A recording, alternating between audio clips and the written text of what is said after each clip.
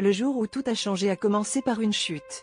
En traversant la rue pour attraper le bus, j'ai trébuché, et dans ce moment suspendu, le monde entier a semblé s'écrouler autour de moi.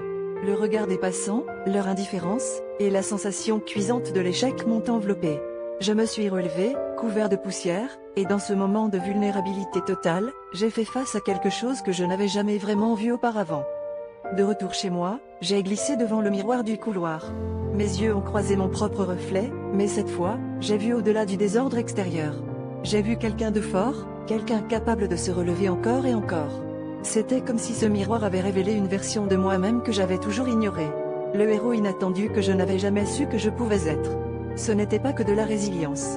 C'était une détermination brute, un feu qui brûlait tranquillement mais intensément. Armé de cette nouvelle vision, j'ai commencé à affronter mes défis un par un. J'ai repris mes études, j'ai cherché des opportunités, et j'ai transformé chaque échec en une leçon. Chaque jour, je me rapprochais de mes objectifs, et chaque petit triomphe alimentait ma confiance. Le chemin n'était pas sans obstacles, mais chaque fois que le doute surgissait, un simple regard dans ce miroir m'offrait le courage de continuer. Au fil du temps, j'ai compris que le véritable héroïsme ne réside pas dans la perfection mais dans la persévérance. Ce que j'ai appris de cette chute insignifiante, c'est que les héros ne sont pas ceux qui ne tombent jamais, mais ceux qui trouvent toujours la force de se relever.